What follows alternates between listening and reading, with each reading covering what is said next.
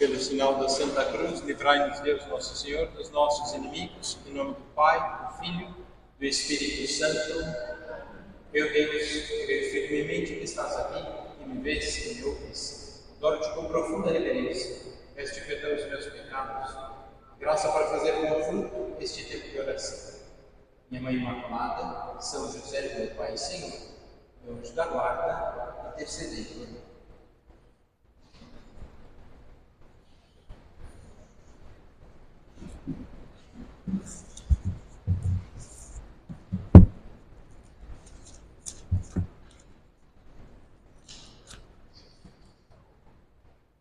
Jesus, quando esteve com os apóstolos, ensinou muitas coisas. Dentre essas coisas, uma delas foi o sermão da bem-aventurança. Jesus, vendo aquelas multidões, subiu ao monte e, tendo-se sentado, aproximaram-se dele os discípulos. Abrindo então a boca, ensinava dizendo: Bem-aventurados os pobres de espírito, porque deles é o reino dos céus.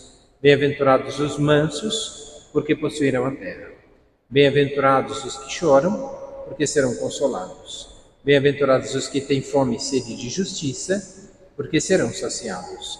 Bem-aventurados os misericordiosos, porque alcançarão misericórdia. Bem-aventurados os puros de coração, porque verão a Deus. Bem-aventurados os pacíficos, porque serão chamados filhos de Deus.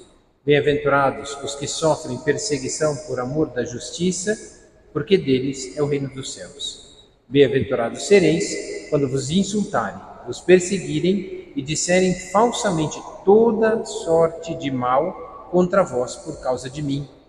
Alegrai-vos e exultai, porque grande será a vossa recompensa nos céus. Pois também assim perseguiram os profetas que existiram antes de vós. Depois ele continua, Vós sois o sal da terra e luz do mundo. Quando Jesus faz esse sermão, todos foram ao encontro de Jesus, viram seus milagres. O que cativou as pessoas a irem ao encontro de Cristo eram palavras que confortavam, palavras de vida eterna, palavras que mudavam o propósito e o coração e até a vontade, a disposição dessas pessoas de seguirem Cristo. Chamou os apóstolos, esse deixou a barca. Chamou o outro, deixou a coletoria de impostos. Chamou o outro, seguiu. Todos os que eram chamados a estar com Deus, todos se sentiram tocados. E até os que não chamou, queriam ficar com ele. Quantos teve que dizer, não, fique aí na sua terra. Os que foram curados internamente, os que foram curados emocionalmente, os que foram curados fisicamente, os que foram alimentados na multiplicação dos pães. Tantos milagres que fizeram com que as pessoas buscassem Cristo.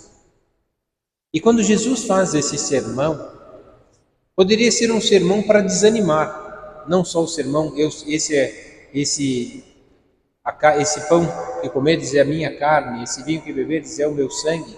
Isso afastou muita gente de Jesus, porque não compreenderam. Mas esse sermão compreenderam muito bem. Bem-aventurados. Bem-aventurados é um tema sobre a felicidade. Não deixa ninguém indiferente. Bem-aventurados os pobres de espírito, porque verão a Deus, porque estarão com Deus. Então, o que é essa pobreza, afinal? É uma pergunta com que nós poderíamos começar essa reflexão. Quem é a pessoa realmente feliz? Quem que é feliz? Buscamos Cristo para encontrar razão da felicidade da nossa vida. Mas a pergunta é, quem é feliz? Ou então, poderíamos formulá-la de outra maneira. Para Jesus, quem é a pessoa feliz? Qual era o modo de pensar de Jesus? Nós sabemos, sobretudo, através de um dos discursos mais famosos de Cristo, bem-aventurados. Esse discurso de Cristo é conhecido porque é um discurso meio que revolucionário. Bem-aventurados, para os judeus, pessoa feliz, abençoada por Deus, era ter bens materiais e ser rico, ter saúde e força. Para um judeu, isso era ser abençoado. Só que vamos ser sinceros, a pessoa era abençoada, mas depois morria. Que raio de bênção é essa? Morre depois. A pessoa é abençoada, na juventude tem força, conquista todas as coisas. Fica mais velho, vai perdendo tudo, os filhos vão brigando pelas coisas, no final das contas termina meio que infeliz. Se não tiver o olhar sobre Deus, vai terminar infeliz. Essa é uma verdade. Esse discurso tem um sentido que vem revolucionar certos conceitos vigentes que existiam na época e sobretudo hoje. Sobretudo, veio revolucionar os conceitos de felicidade, dando, em muitos casos, um giro de 180 graus. Felicidade não é ter as coisas, felicidade não é ficar satisfeitos com as coisas.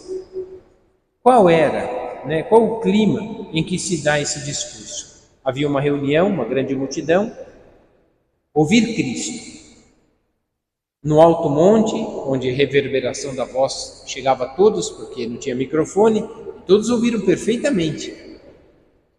Pessoas espalhadas pela ladeira desse monte, afastadas até da cidade, porque caminharam, foram ao encontro de Cristo, se sacrificaram para chegar até Ele, que é o esforço nosso, hein?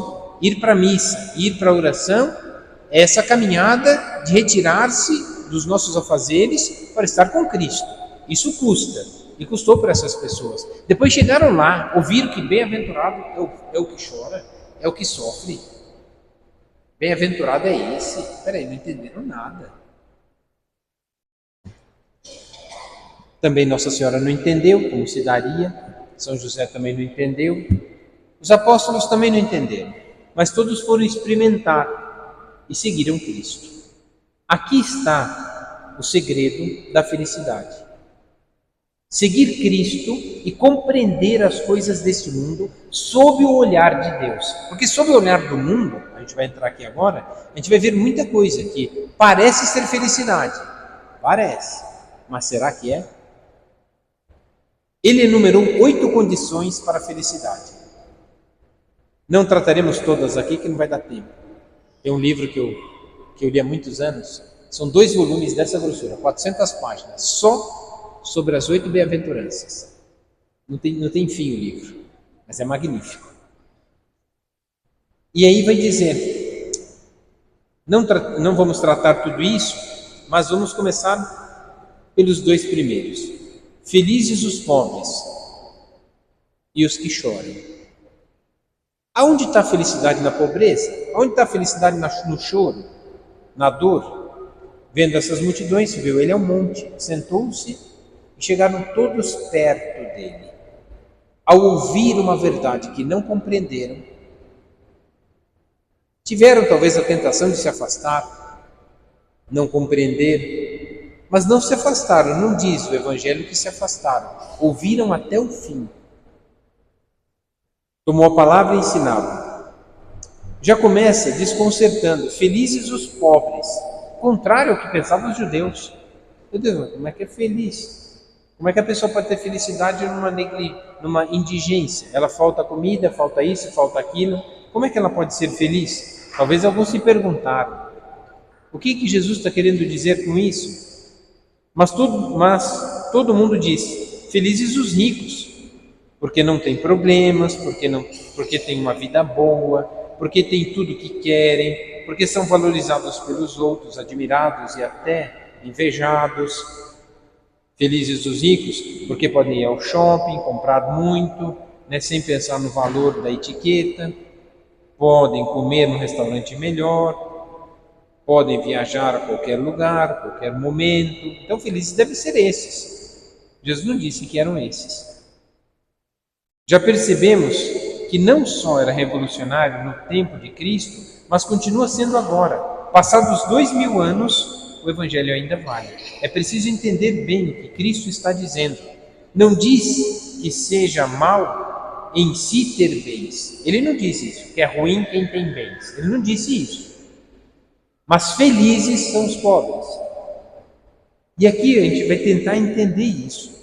É preciso entender isso. Não diz que seja mal em si ter bens. não critica o simples fato de possuir meios econômicos, um salário justo, ter uma casa própria, ter alimento adequado, ou uma casa, a mais para passear com a família, até para não gastar com hotel, até viver pobreza assim.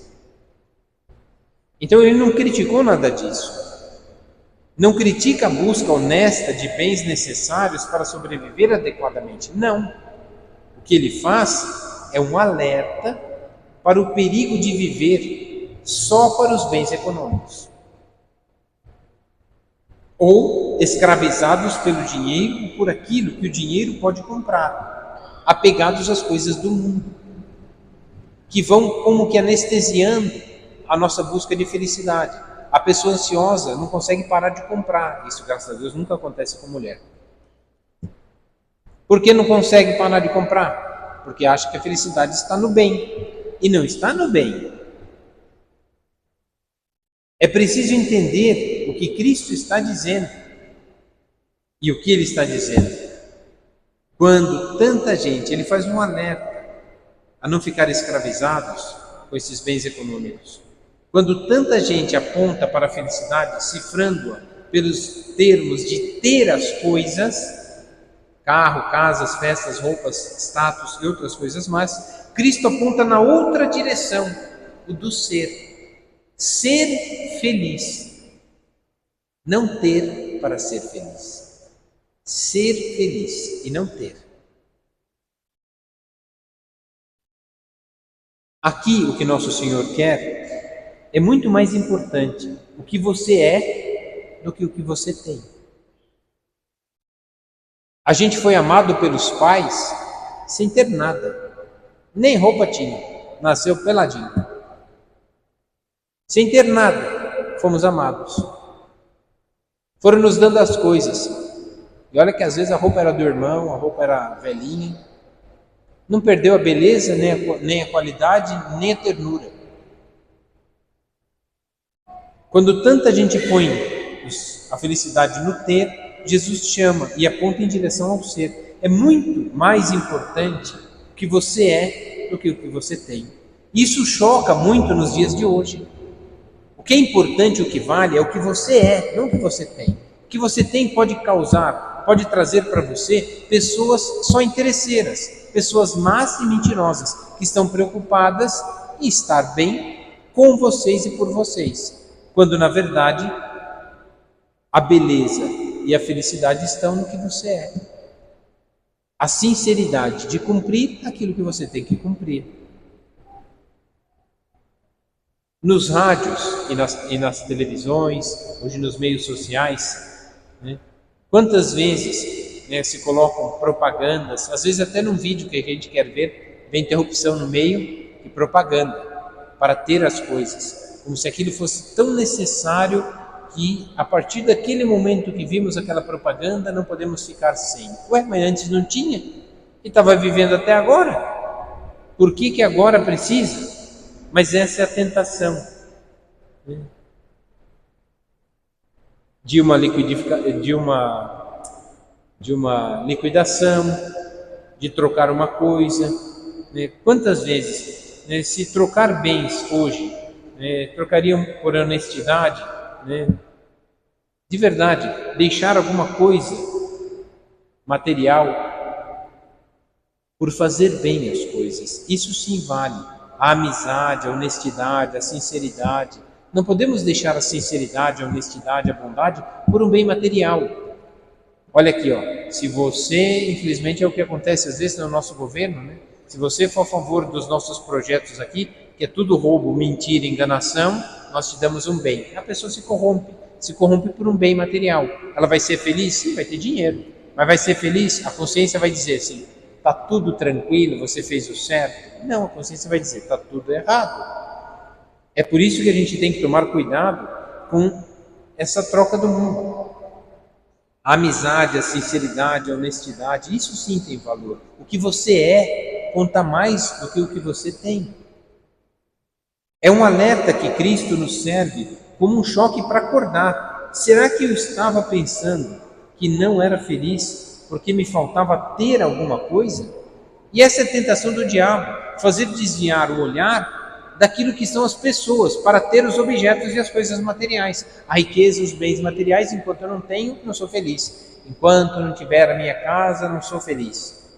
É verdade, vai ter contratempos e mais gastos. Mas, tendo, a gente consegue vencer. Será que estamos pensando que a felicidade está no ter e não no ser?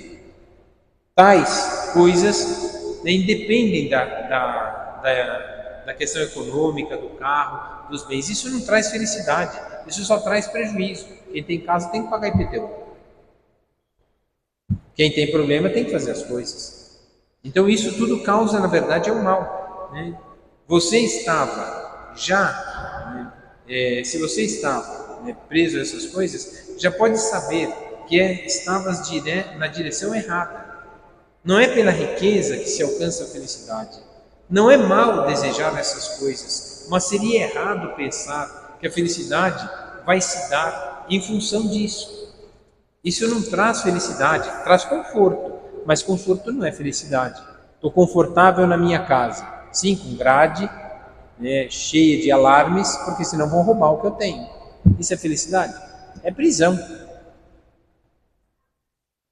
Tem um filósofo que ele dizia assim, toda confusão na vida vem de que, literalmente, não sabemos o que é bom para nós.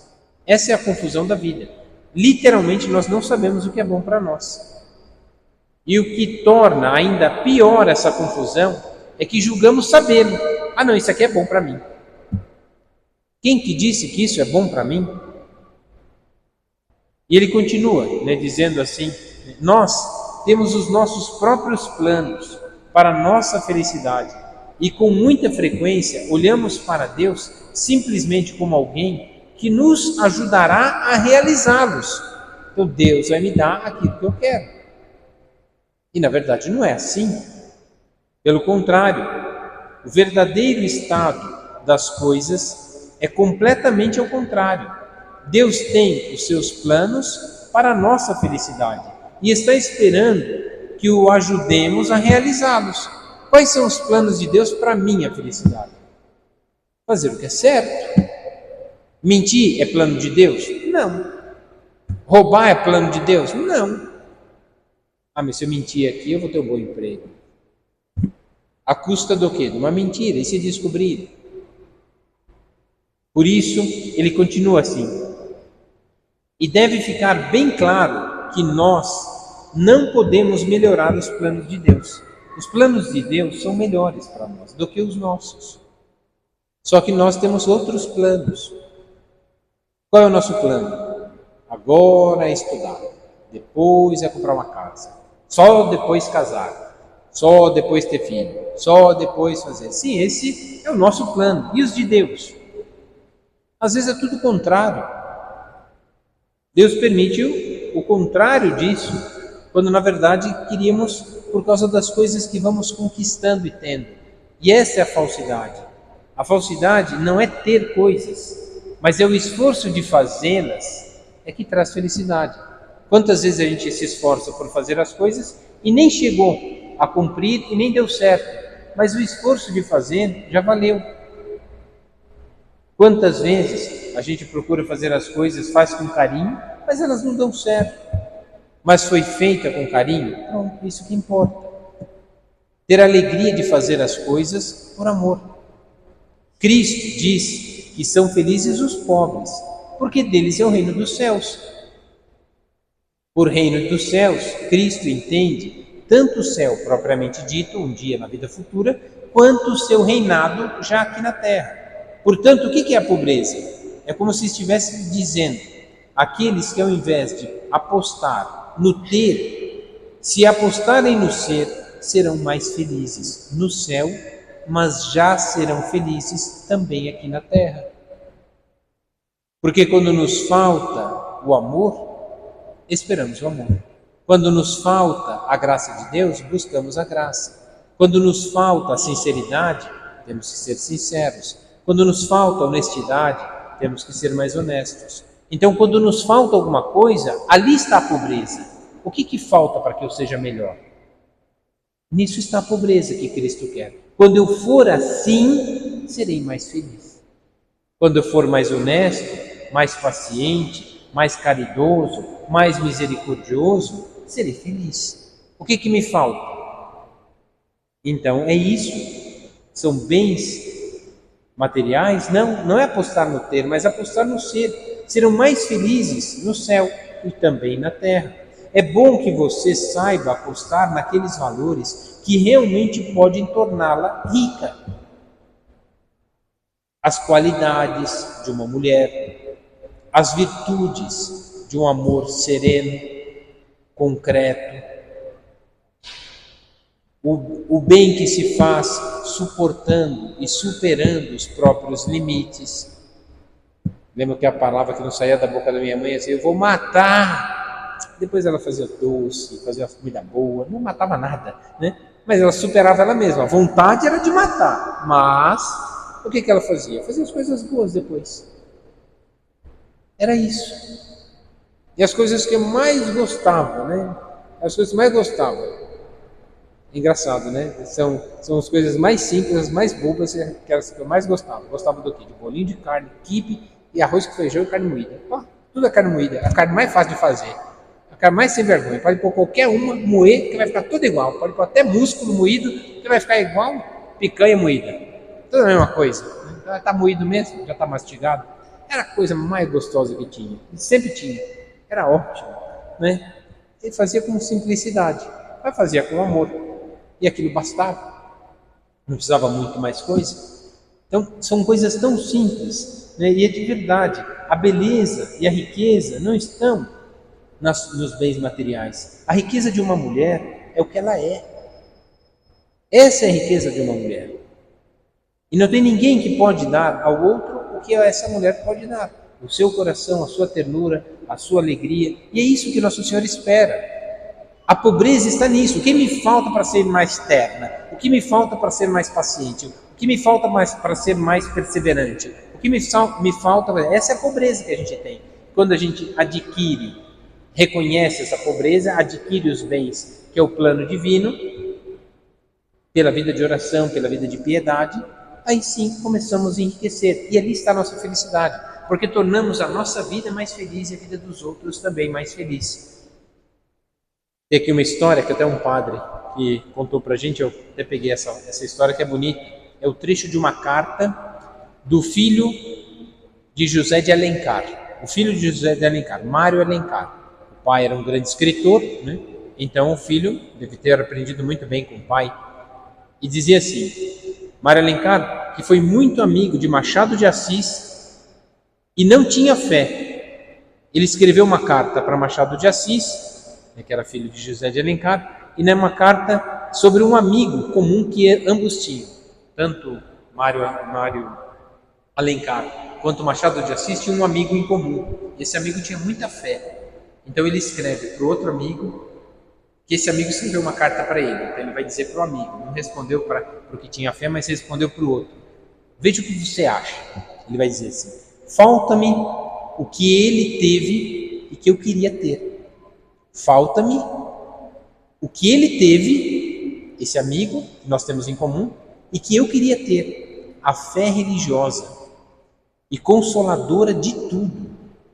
Invejo os que a têm, como o nosso amigo Magalhães de Azevedo, era outro escritor. Os livros dele são muito mais bonitos que os outros, né? O qual, numa carta há dias recebida, me fala do Natal e de Jesus, com um sentimento profundo e alto, e que se não altera o contato das ideias, nem os fatos, isso já me deu alegria. Com esse abrigo de espírito, pode-se ser feliz, e ele o é. Sabe, ou crê saber para onde vai, confia em si e no céu, e goza a vida mais do que nós. A mim falta-me tudo, a ele não falta nada.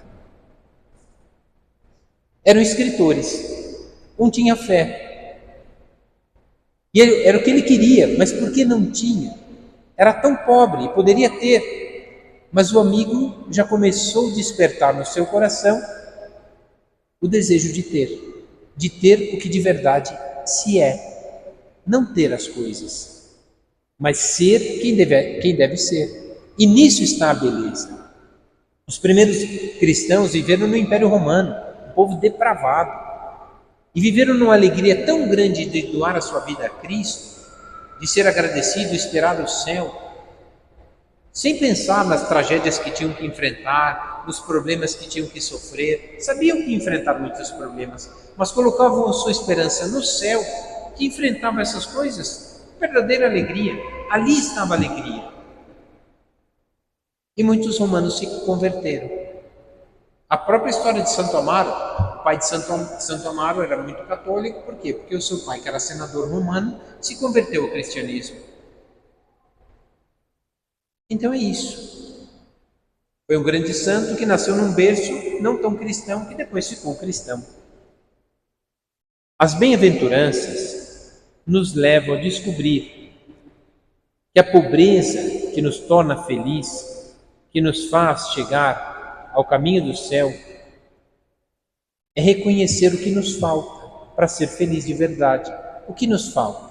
Virtudes, qualidades pelas quais Deus quer que seja o plano da nossa santificação. Mulheres que não reclamam, é uma santa. Mulheres que cumprem as coisas bem. Meu Deus do céu, a capacidade de trabalho, de labor fantástico, que só quem de verdade confia em Deus vence a preguiça. São essas coisas que mudam. Felizes, portanto, os que choram, porque serão consolados. Mas que coisa estranha. Felizes os que choram, porque serão consolados. De certa maneira, mais desconcertante ainda, felizes esses que choram, não só os que são pobres.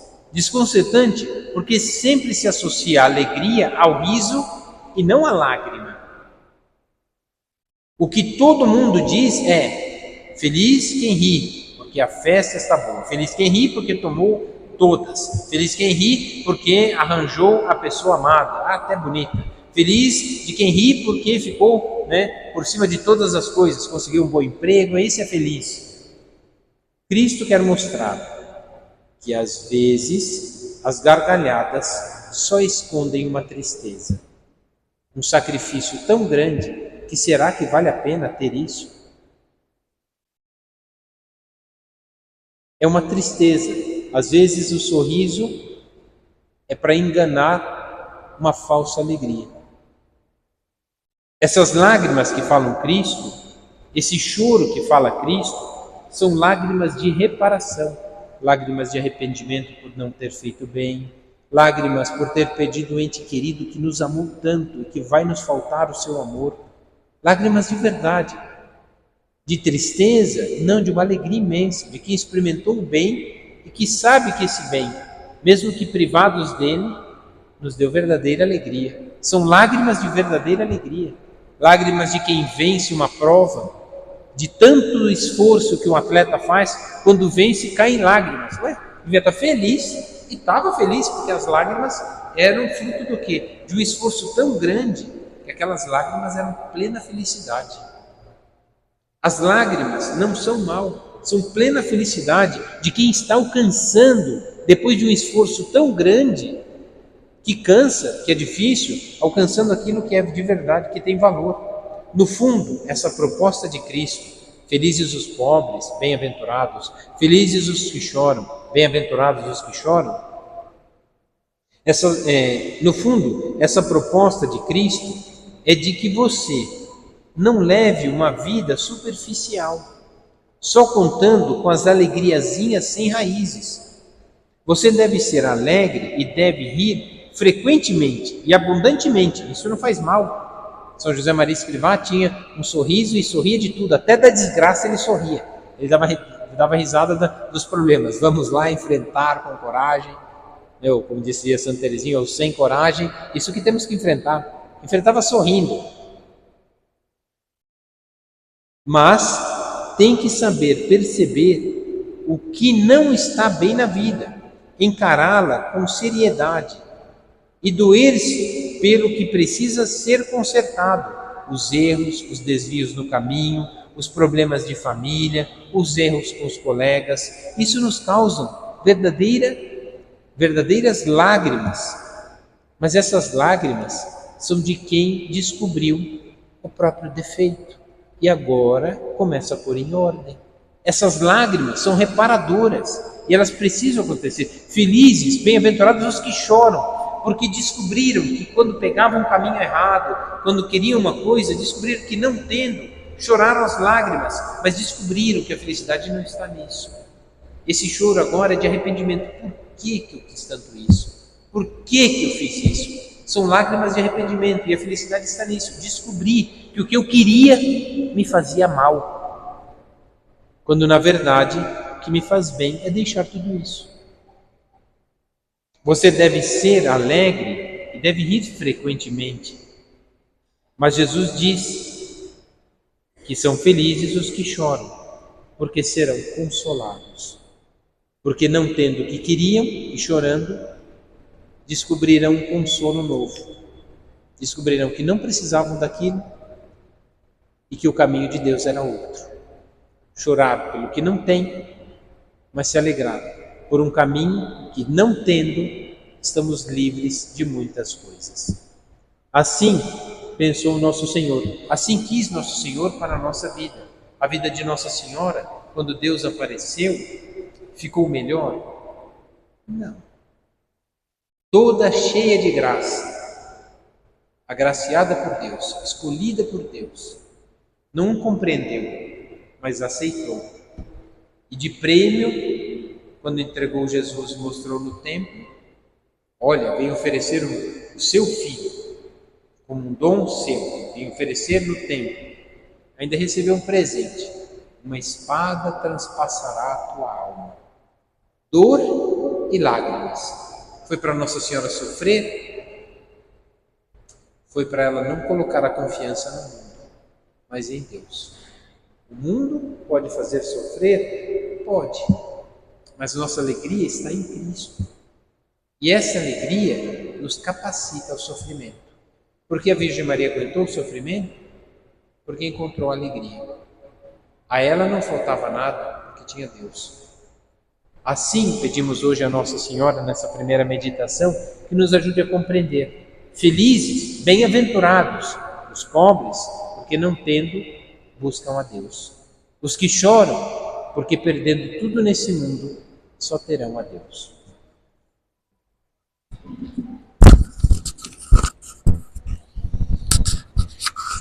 Dou-te graças, meu Deus, pelos bons propósitos, afetos e inspirações que me comunicaste nessa meditação. Peço-te ajuda para os pôr em prática. Minha Mãe Imaculada, São José, meu Pai e Senhor, meu anjo da guarda, intercedei por mim.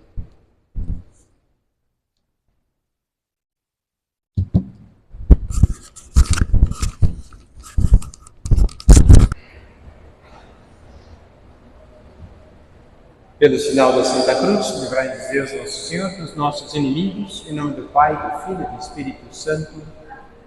Meu Deus, creio firmemente que estás aqui, que me vês, que me ouves. Adoro-te com profunda reverência. Peço-te perdão dos meus pecados e a graça para fazer com fruto este tempo de oração. Minha Mãe Imaculada, São José, meu Pai e Senhor, meu anjo da guarda, intercedei por mim.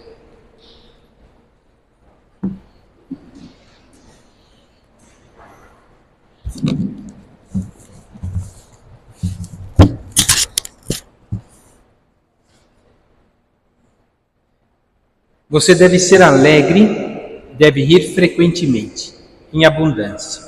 Mas é verdade que o que Nosso Senhor nos pede é encontrar a felicidade nas lágrimas reparadoras das nossas ofensas, das dificuldades da vida presente.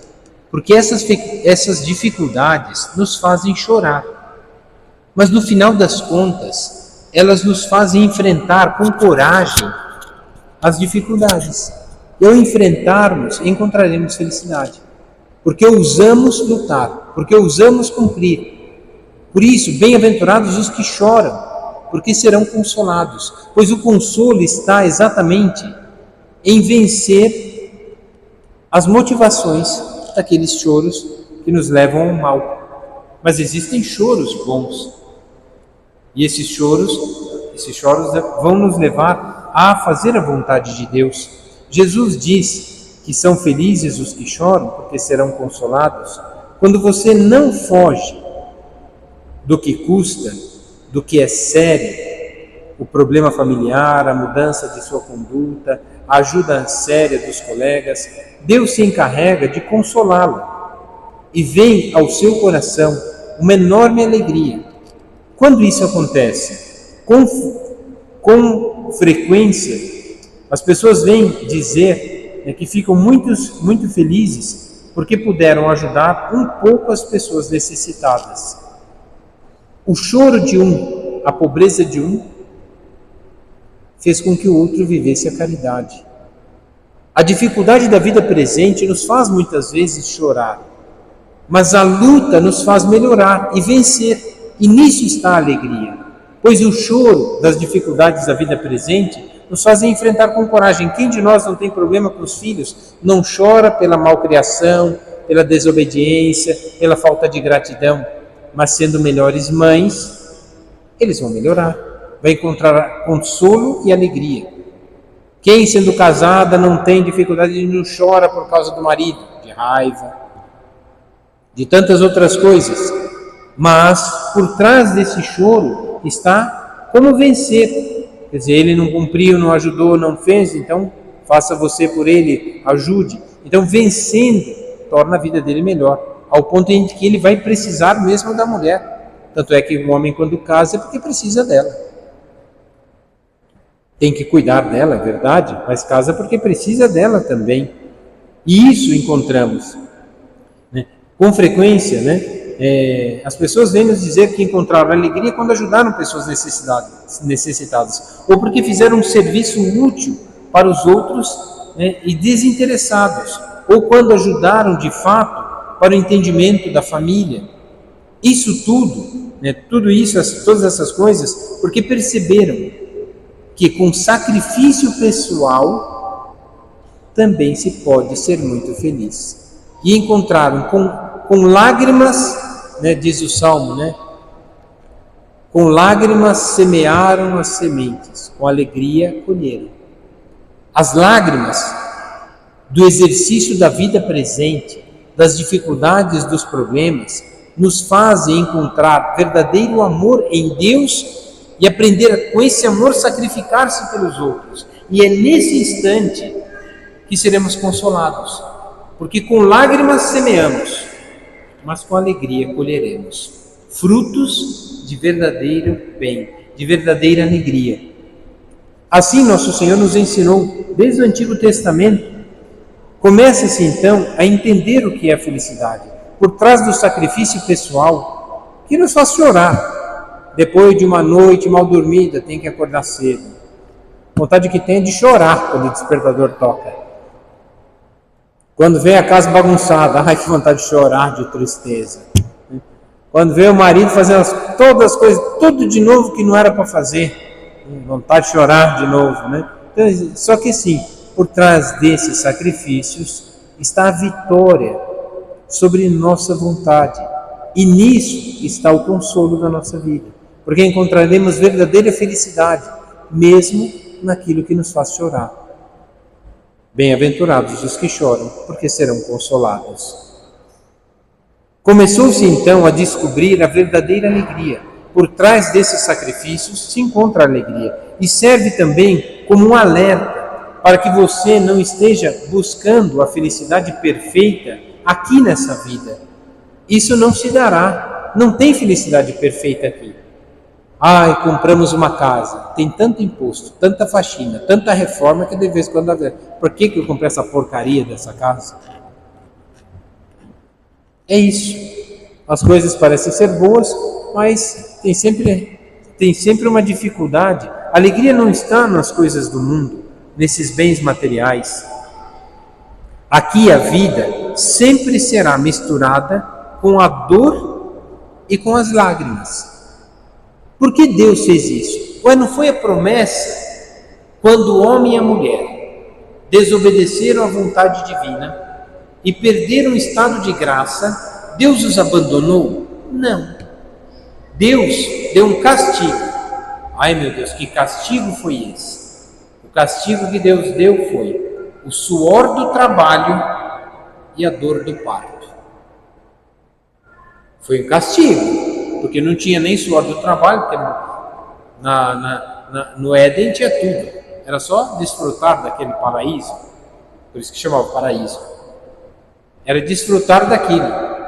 Mas quando Deus deu o castigo pela desobediência, o que causou a desobediência? Uma distância de Deus. Qual foi o castigo de Deus? Que com o suor do trabalho e a dor do parto, eles pudessem se aproximar de Deus. Ué, como que isso acontece? As lágrimas e a pobreza e a misericórdia se tornaram por trás desse árduo e difícil trabalho que veio com o nome de castigo. Deus tornou o homem capaz de chegar até ele de novo. Poderia chegar até Deus? Sim, mas como faltava a revelação plena, Jesus veio e ensinou esse caminho. Ele é o caminho. Ele é o consolo. Ele enfrentou a dor e o suor do trabalho. Era carpinteiro, ajudou até os homens pescarem. Tudo isso nos mostra o caminho de Deus. Aqui a vida sempre será misturada com a dor e as lágrimas. Quando a gente pensa castigo, o que é a palavra castigar? A palavra castigar vem da palavra, vem da palavra castidade, que é moderação da vontade. O que é o castigo? A moderação da vontade. Por que a mãe põe a criança de castigo? Está fazendo bagunça. A mãe tira da bagunça e põe para o outro lado. Quieto aqui onde não dá para fazer bagunça. Isso é castigo. O que a mãe fez? Tirou do erro, pôs onde não dá para errar. Quando o homem desobedeceu a Deus, Deus deu um castigo. Tirou o homem do caminho da desordem e desobediência e colocou num caminho novo. Qual o caminho novo? Da dor e do sofrimento. Pobreza, lágrimas, misericórdia e dor. Bem-aventurados os que compreendem isso, porque alcançarão o reino dos céus. Porque fazendo a vontade de Deus por esse caminho que é árduo e difícil, vão imitar Cristo que se sacrificou por nós. Pois é nesse sacrifício de amor que se vence a dor e se vence o cansaço do trabalho. Aqui nosso Senhor nos deu o caminho da salvação. Guimarães Rosa, outro escritor, retrata o pensamento de uma criança que nota que a felicidade nunca é perfeita. Uma criança percebeu que a felicidade nunca é perfeita. E ele colocou assim: a gente nunca pode apreciar direito mesmo as coisas bonitas e boas que aconteciam. Por quê? Porque passam muito rápido. Vamos ver o mar. Ai, que bonito. Tá bom, é grande, vamos embora. Mas é imenso, é magnífico. Acabou, tá ótimo. Vamos passar um dia no campo. Até os pernilongos e a muriçoca não pegar a gente, tá ótimo. Quando começou a pegar, vamos embora que já deu por aqui. Já tá ótimo, chega daqui, não queremos mais. Então, são as coisas que de verdade acontecem, são coisas bonitas que acontecem. Às vezes, porque sobrevinham depressa, inesperadamente. A gente nem estava esperado, nem estava esperando, nem estava pronto e nem arrumado. Ou, quando esperadas, então não tinham o gosto tão boas. Não é o dito popular? Melhor da festa é esperar por ela. São as promessas, né? A promessa que a vida sacerdotal vai ser boa. É só cruz. A promessa que a vida do convento vai ser magnífica. É só cruz. A promessa que o matrimônio é a coisa mais linda do mundo. Vai ter cruz. É isso. Essa é a promessa. A promessa de que o plano divino é que você se esforce de tal forma que onde não tem amor, você vai pôr amor. Onde tem dor, você vai pôr ternura e alegria. Era o plano de Deus. Faltava alguma coisa? Bem-aventurados os pobres que choram, que são perseguidos. Tudo isso é bem-aventurança. Porque o que faltou era o plano de Deus para você. Faltou tudo isso? Foi o amor de Deus. Você vai encontrar felicidade. E vai dar felicidade para os outros. Pronto, era o plano divino. Quando a gente está tentando fugir. Por isso, encontramos verdadeira alegria. Exatamente nesse plano de Deus. Alegria imperfeita. Bom, basta ver a história, né? Já contei aqui outras vezes, mas não me canso de contar a história, né, da perfeita alegria de São Francisco de Assis. Ele e o Frei Leão caminhando, voltando para o convento em Assis. E aí o Frei Leão pergunta: Pai Francisco, o que consiste nessa perfeita alegria? Se as bem-aventuranças é só sofrimento e dor, no que consiste a perfeita alegria? Ele tem até uma musiquinha, né? Ele vai dizendo um monte de coisas. Se nós evangelizássemos e muitas pessoas se convertessem, isso era a perfeita alegria? Não. Se nós curássemos os cegos, os leprosos, os doentes, isso era uma perfeita alegria? Não. Se nós atravessássemos o mundo evangelizando e convertendo, batizando todos os pagãos desse mundo, isso era a perfeita alegria? Não. Assim, aí ele pergunta: o que é a perfeita alegria? Aí São Francisco começa a dizer para ele o que é a perfeita alegria. É você voltar depois de um cansaço de um trabalho, voltar para a sua casa, que ele é o fundador, né? Voltar para a sua casa numa noite fria de inverno, com fome, bater na porta da sua casa e o frei lá de dentro perguntar: não podemos atender a essa hora, já estamos todos dormindo. Ele fala assim: essa é a perfeita alegria? Eu falei assim: ainda não. Mas se insistíssemos em bater na porta e ele ficasse com raiva e saísse de lá e nos desse um monte de paulada e ficássemos no meio da neve com fome, frio e agora dor. Aí ele pergunta: essa é a perfeita alegria? Eu falei assim: ainda não. Então, assim, a perfeita alegria seria ele não te reconhecer, te desprezar, te bater e você não desejar o mal a ele. Ali está a perfeita alegria. Sofrer tudo e não pagar o mal com o mal. Ali está a perfeita alegria. Bem-aventurados os que sofrem, os que são pobres, os que choram, os que são perseguidos, os que lutam pela justiça, mas não veem ela. E pagar todo esse mal com o bem. Nisso está a perfeita alegria para São Francisco. E a perfeita alegria para todos nós. Portanto, só partindo do pressuposto que a felicidade perfeita se dá só na outra vida, é que você poderá viver da melhor forma possível aqui na Terra. Quando você sabe que o prêmio da vida eterna é a felicidade eterna, você se esforça na vida presente, sem reclamar e aceitando as coisas mais contrárias daquilo que eram as nossas vontades, daquilo que eram os nossos sonhos, os nossos desejos, e aí sim encontramos a melhor forma de viver, forma possível aqui na Terra, encontrar a felicidade.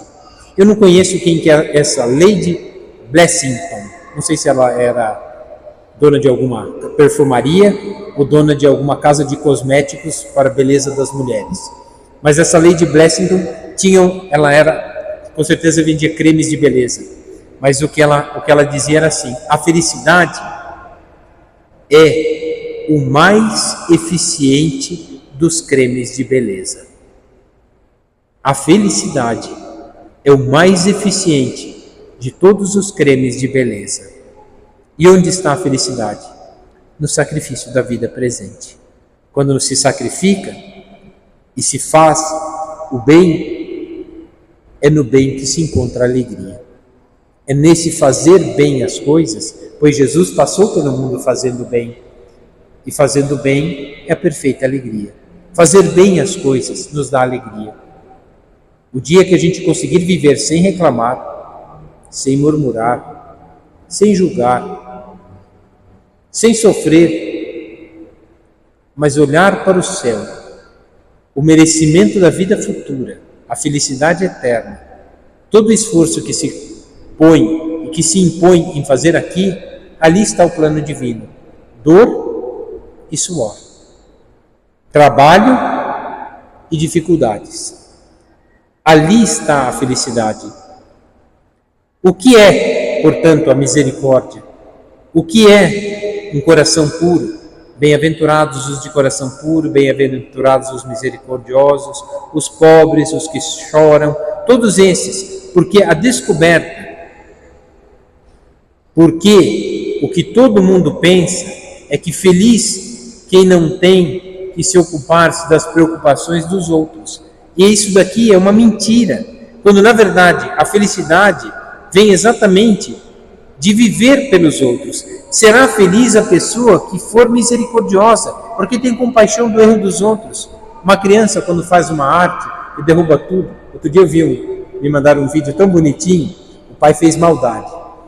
Tinha uma criança pequenininha, uns 2 aninhos, o pai mostra o pai assim, com um vídeo cortando um saco de farinha de trigo. A mãe está lavando louça, a criança atrás de pé, o pai dá um saco assim, de farinha de trigo para a criança e sai, se retira e se esconde. Aí a criança derruba o saco de farinha de trigo, espalha tudo na cozinha. Aí a mãe olha para trás, faz assim, faz aquela cara, aquele silêncio. Se fosse o marido, aí está escrito assim, se fosse o marido, tinha morrido nesse momento. Assim, mas foi a criança, então ela para assim, ela fica estática, ela nem se mexe. Ela para assim, você não sabe qual é a reação dela. Aí o menininho para, põe a mão assim, joga para o alto, põe a mão na cara, e a mãe começa a rir, né? Acha divertido, porque a criança está se divertindo, é inocente, é pura, só que vai dar trabalho para ela. Tem que lavar a criança, lavar a roupa e ainda limpar a cozinha, né? Pensou que estava tudo terminado, tratou com alegria. Se fosse o marido, tinha apanhado e tinha morrido. Depois vai ver que depois do vídeo ela deve ter descoberto que foi o marido que gravou e fez a maldade toda, né? Que marido bom esse daí, né? Fez ela de verdade superar até os limites dela. Quer dizer, se tornou uma mulher. E ela começa, e é bonito porque ela baixa, começa a rir, ajoelha e abraça o filho. Então, quer dizer, de verdade, quando se tem amor, mesmo que o filho causou problema, sujeira, mais trabalho, mais alguma coisa, quer dizer, qual a reação? Deveria ser ódio, mas ela teve que vencer ela mesma. Viu naquele gesto tão bonito da criança, tão simples, viu beleza e viu alegria. Se alegrou com a sujeira, se alegrou com a porquice, se alegrou com a bagunça, se alegrou com mais trabalho. Se alegrou com coisa boa, só trabalho. Ela se tornou melhor mãe exatamente por isso. Um gesto tão bobo, tão simples, e que de verdade, algumas coisas valem a pena, até perder tempo com essas coisas de vídeo. Eu até perdi, esses vídeos eu só vejo porque é meu primo que me manda, ele sabe que eu sou padre, então só me manda algumas coisas que ele sabe que eu vou gostar, então pelo menos estou isento de outras coisas, né? Mas de verdade, são coisas que valem a pena, a felicidade está nisso, essa é a boa medida. Não há vida mais infeliz do que a daquela pessoa que só pensa em si. Ninguém me entende, ninguém me obedece, ninguém me faz isso, ai meu Deus. Quer dizer, essa é uma vida infeliz, a pessoa só pensa em si, tudo gira em torno da sua vontade. Essa é uma infelicidade, quando na verdade a felicidade está em torno dos outros. Quem é misericordioso é mais feliz, porque ao ver a necessidade, a dificuldade dos outros, aprende a valorizar mais aquilo que tem e agradece a Deus. Saúde, meios econômicos, família, educação, porque vê a necessidade dos outros. É mais feliz também porque vê esse sentido para fora da própria vida de si mesmo. Isso traz muita felicidade, porque vive para os outros. Nisso está a felicidade, gastar a nossa vida pelos outros. Cristo veio dar a sua vida por nós, não há maior prova de amor do que dar a vida pelos seus. Ali está a felicidade. O plano da felicidade divina está em imitar Cristo. Vinde a mim todos vós que estáis cansados, é a Ele que iremos. Jesus Cristo diz que o prêmio de quem é misericordioso é que alcançará a misericórdia de Deus. Deus levará menos em conta as suas falhas e o ajudará de forma muito mais abundante, porque não pensando em si, teve tempo para os outros. A vida de uma mulher, aos olhos do mundo de hoje, se ela for boa esposa, boa mãe, boa filha, é uma escrava retardada. Mas aos olhos de Deus tem um outro valor. Porque no final das contas, por que ela alcançará misericórdia? Porque Deus levará menos em conta as suas falhas, fraquezas, limitações, porque ajudando e vivendo a vida de Cristo, o plano divino, encontrou verdadeira abundância e verdadeira felicidade. Teve menos tempo para si, por isso sofreu menos. Quando menos eu penso em mim, mais feliz eu sou. Quanto mais eu vivo para o outro, maior a minha felicidade. E é nisso que está a felicidade. Bem-aventurados os puros de coração, porque verão a Deus. Na nossa época, que é muito depravada e podre nos pensamentos, Cristo vai dizer: felizes os que têm puro coração. Contado por uma moça, que era judia de raça, mas também ateia de prática, e que por fim acabou se convertendo à fé católica. Ela dizia assim: ela era judia de nascimento, mas era ateia porque não praticava o judaísmo. E não encontrava felicidade. E ela dizia, uma carta que ele escreveu: nos últimos anos, no colegial, decidi graduar-me em filosofia, com a esperança de vir a encontrar um sentido para a vida, capaz de justificar a intensidade da minha busca. Infelizmente, na atmosfera cética e relativista das universidades que cursei, não havia nenhuma verdade sólida a ser encontrada, somente o relativismo. Educada para pensar o que é pecado, que era qualquer coisa de elegante, saía de uma aventura amorosa para mergulhar em outra. O resultado foi que, aos 20 anos, assustada e desorientada com esse mundo, eu só me encontrava à beira de um suicídio. Aí depois ela decidiu, ela viu uma entrevista de um filósofo, já que estava estudando filosofia, viu uma entrevista de um filósofo católico na TV. Através dele, acabou se convertendo anos depois. E o que ela fez? Encontrou a limpeza e a decência no relacionamento com as outras pessoas. E encontrou nisso um verdadeiro valor, um preço incalculável, que trouxe a ela felicidade e consciência tranquila, porque cumprindo, tornou o outro feliz e encontrou a felicidade. É nisso que se encontra a felicidade. Enquanto buscamos a nossa vontade, somos os mais infelizes. Mas quando buscamos a vontade de Deus, o plano divino é para a nossa felicidade. Ainda que árduo, difícil, parecendo que é castigo, dor e suor. Nisso tudo está a vontade divina. Purificar, portanto, as conversas, as brincadeiras. Assim poderemos ver Deus nas coisas. Cristo diz que o prêmio para os felizes é ter um coração puro. É que verão a Deus. Isto é, os que não têm coração purificado não conseguem ver Deus em nada. Talvez esteja aí o motivo, porque em alguma época parece que você não consegue ver a Deus.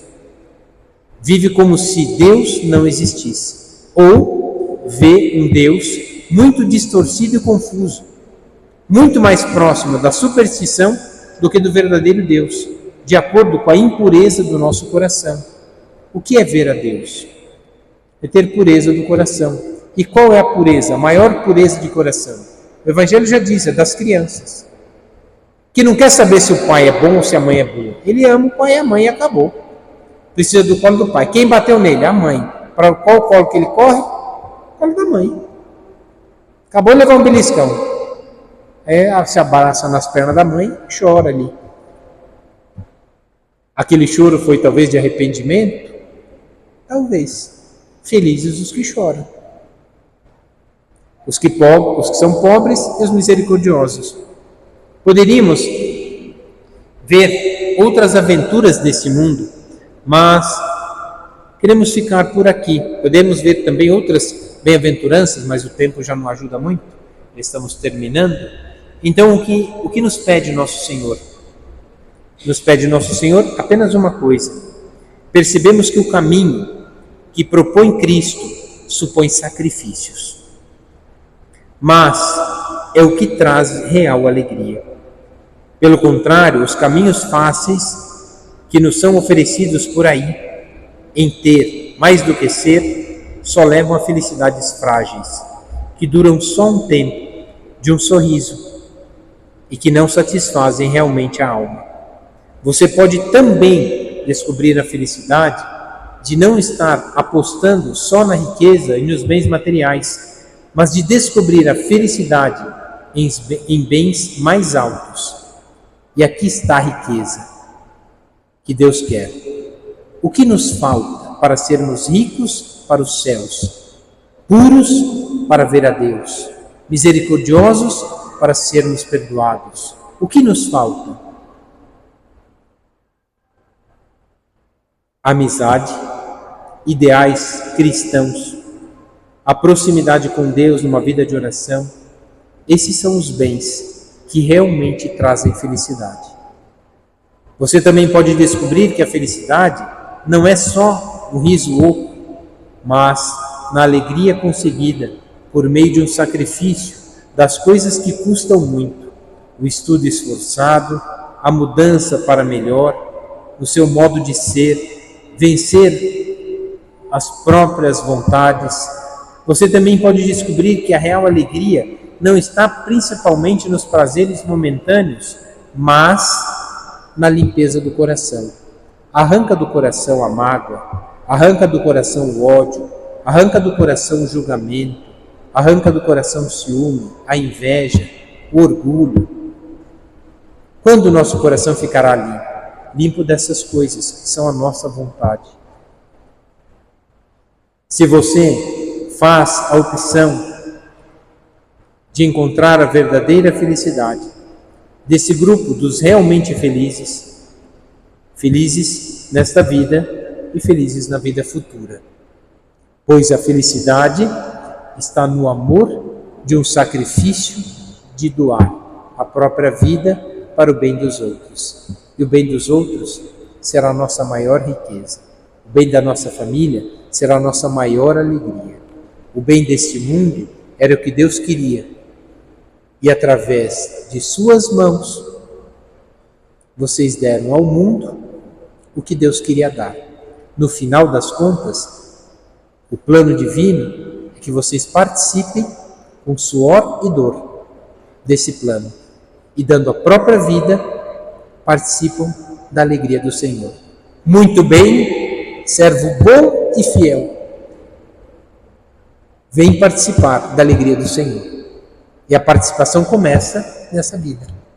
Por isso, pedimos hoje ao nosso Senhor que entendamos as bem-aventuranças. São privações das coisas do mundo, mas abertura para o que de verdade tem valor nesse mundo, a vontade divina, o plano divino para nós. Deixar de lado as impurezas, a nossa vontade. Abrir mão de si, daquilo que se quer, para fazer o que se deve. E o que se deve será a nossa salvação. A Virgem Maria tem a frase que nos consola e que foi a frase de toda a sua vida: faça-se em mim segundo a tua palavra. E Deus se fez presente no meio dos homens.